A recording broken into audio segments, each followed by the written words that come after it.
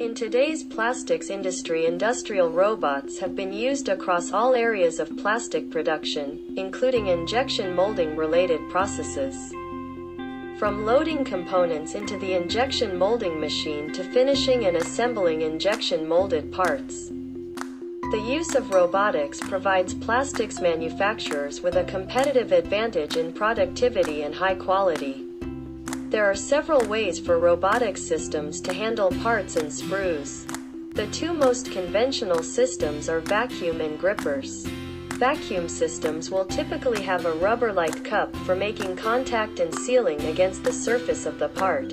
Suction cup manipulators are good at grasping objects with flat and regular surfaces, so they are used in logistics, production and sorting, food industry, automobile production, glass handling, sheet metal handling and other fields. Bitmold has elevated productivity and high quality with the implementation of robotics in injection molding operations.